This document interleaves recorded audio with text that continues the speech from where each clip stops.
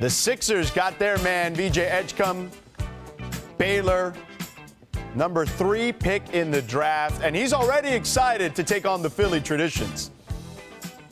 Yeah, I just hate to see people score, and I hate to lose. Like I said, if they score more points than you, you lose. So I just hate losing. So if I have to play defense the whole time, I love doing that. So yeah.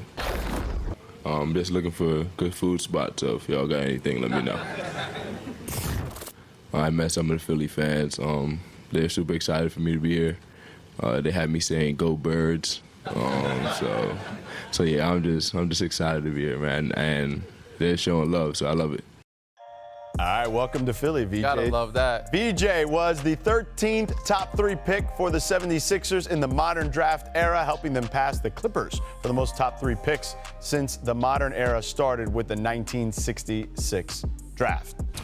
All right, Danny, so what do you make of the Sixers and this edition of VJ Edgecombe? I love it, man. And VJ, if you need any restaurants, I got you. Got plenty of recommendations. He's a fellow Long Island hooper, even though he's Bahamian. But yes, he went to Lehigh. He knows what it's like to play in New York basketball, but they need an athletic 3-and-D guy. He's a guy they can develop into that and be a wing alongside Tyrese Maxey, Joel Embiid, and he can learn from Paul George. Even though they're similar in style of play, we know Paul George is toward the end of his tenure. He can be that type of player. Obviously, he's so athletic. He reminds me somewhat of a Kuminga, but he could be a mix of a lot of different things.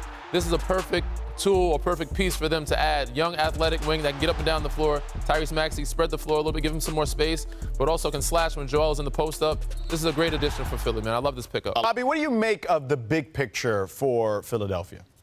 Well, listen, they got younger and they got more athletic, and they've got a backcourt of Edgecombe and Maxey, and when you have Jared McCain, who's going to be back here, and the likelihood is that Quentin Grimes is a priority, but it always comes down to a but, right? The health of Joel Embiid as far as where this team is going to go. If Embiid can stay healthy, they can be dangerous, and certainly you factor in Paul George to this.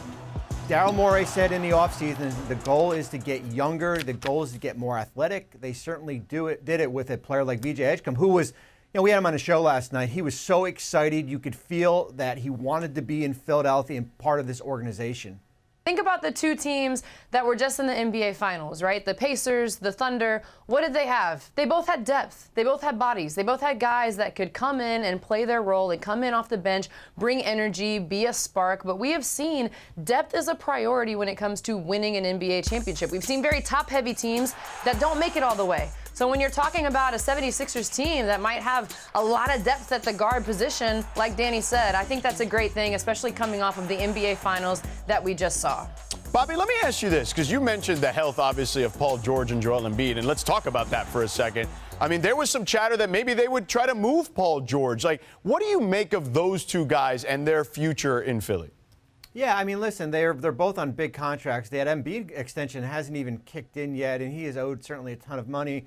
And we're going into year 3 of the Paul George contract. Remember, they committed over $800 million to the 3 players in George Embiid and Tyrese Maxey last offseason. They're committed to these 3 players right now. And as much as we want to say about their draft picks, and they certainly did a nice job in the second round with Johni Broome, it's going to rely on Joel Embiid and Tyrese Maxey and Paul George going into this season. But George, as you know, this Eastern Conference is wide open. Yeah. It's wide open for the taking for them.